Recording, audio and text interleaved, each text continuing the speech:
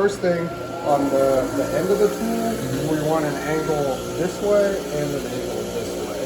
I mean, that's exaggerated, but so you need an angle, like when you're looking above, you need an angle back this way, because if you don't have that angle, you know, the end of your tool will be rubbing. Okay. And so then you need an angle down, kind of for the same reason, you know, matters less for the steel round, but whatever. So the nice thing about the grinder is, because it's like a round wheel, you can do both of those angles at once. So if I hold the tool kind of at an angle to the wheel, so then the curvature of the wheel is going to give me this angle, and then the angle here is going to give me that's true.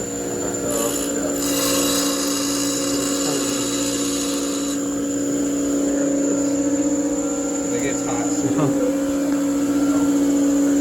Is that like just coolant? It's just, or maybe even just water. Oh, okay. You want to hold it? Sure. Thanks. And sometimes it's good to kind of like move it across the wheel so you're good. You ladies okay? What? You ladies okay? Yeah. Yes, sir. Okay, yeah, so it's good to kind of try to use the full width of the wheel so you're not like wearing it out in the middle too much.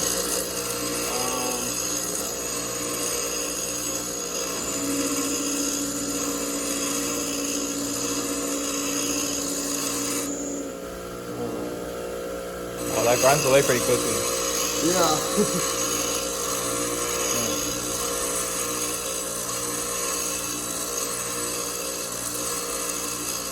Are you like pushing down really hard? No, not really. Okay. Yeah, I'm pushing into the wheel a little bit, but I'm not, you know, not like crazy. Okay. So you kind of feel it.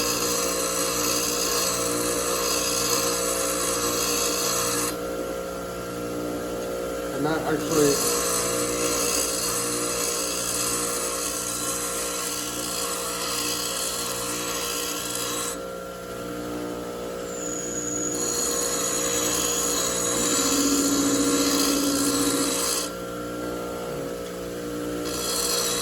so you can see, so I'm kind of going until I can see that I've made one grind that goes all the way to the top edge of the tool. Oh, okay.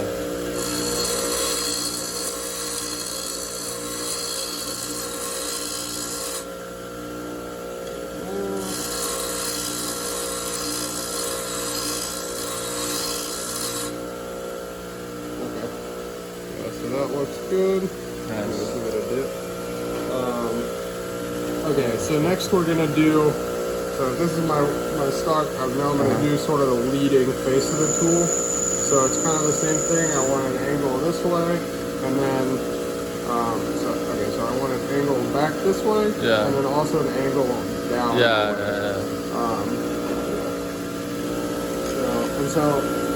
I'm going to use sort of the same idea, so I'm going to hold the tool over here, so I'll get that angle, and then the curvature of the wheel will give me that angle. Okay. And this one, honestly, there might be a better way to do this one that I've forgotten. Oh yeah, you gotta watch that left index finger. Yeah.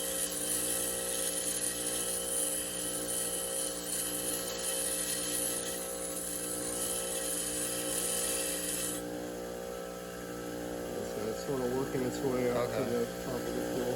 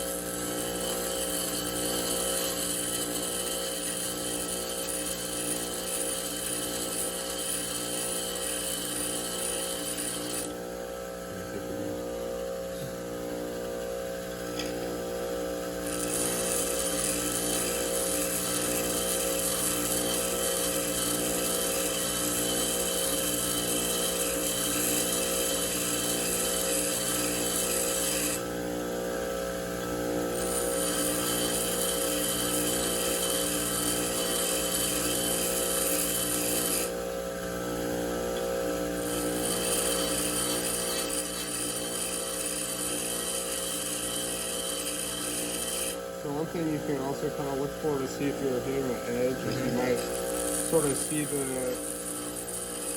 start to see the sparks right on top of the tool. Oh, on that top edge? Yeah. I see.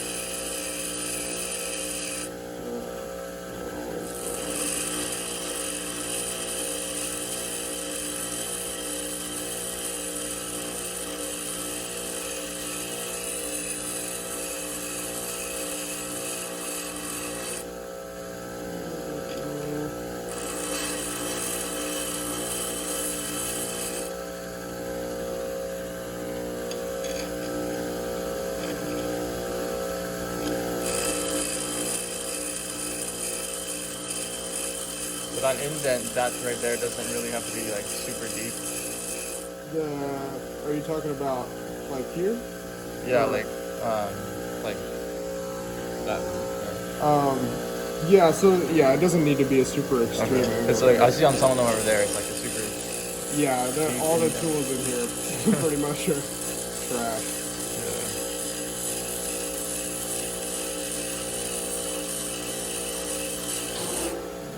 Okay, so now I have it. Oh, actually, just a tiny bit more to go. Okay. And I'll generally try not to grind away too much of like this edge, because then it becomes harder to like sharpen the tool. So generally like that edge specifically? Yeah. So this is the cutting tip, the edge right there. Oh, okay. So you do also need so if this is your stock, you do also need an angle back this way, but it's sort of easier to do that just by angling your tool and the tool. Yeah.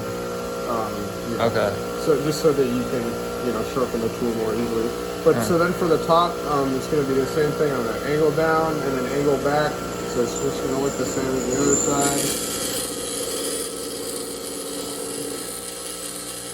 This one is kind of already ground, so shouldn't need to go too much.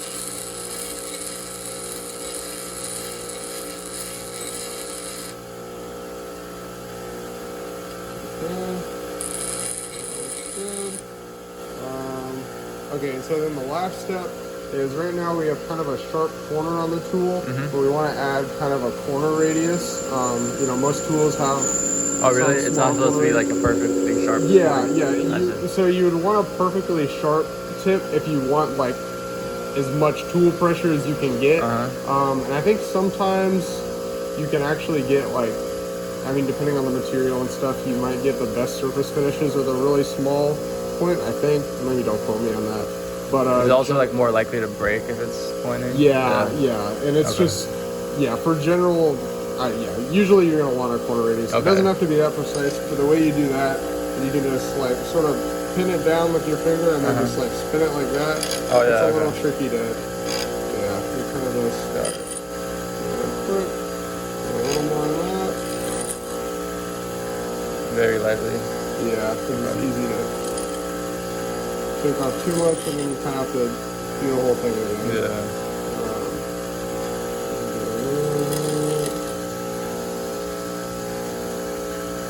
Okay, I think that looks pretty reasonable. Nice. And then sometimes after I do that, I'll do this top face again, just because doing the corner radius, sometimes you get like a little burr on the top edge. What's the importance of the top face? This angle I'm pretty sure is called a rake angle, or at least the one going this way. Oh, okay. So, or maybe the rake angle is the one going this way. But so the way you think about it is, so you have your material coming down into the tool. If it's hitting like just a flat surface, the material needs to like make a hard 90-degree turn to like, as it's being removed. Yeah. So putting this angle kind of eases that transition, so it can just sort of like, it can clear the material that's being removed. I see. It's like you're slicing up into the material. Okay. Helps you do that. Sometimes you'll see. So I think this is, I don't know. One way is, you know, one way is negative and one way is positive. I forget which it is. Sometimes you'll see tools actually that operate with like a rake angle in the wrong direction, but that's for usually like really high load, like carbide tools. Yeah, that should be good. Cool. Yeah, so like I was saying, okay, like this tool, yeah, so I would just set it up at a little bit of an angle. Not so much that you lose the angle we put in here, so like this would be too much, right? Because then we don't actually have, so we maybe something like that, just so that this, so that we're, you know, we're kind of faking the angle this way. As long as it's point contact. And did I, okay, yeah, I think I gave enough of an angle, yeah. Oh. Alright, I'll try using this one. Okay, yeah, let me know if it Thanks. does not work.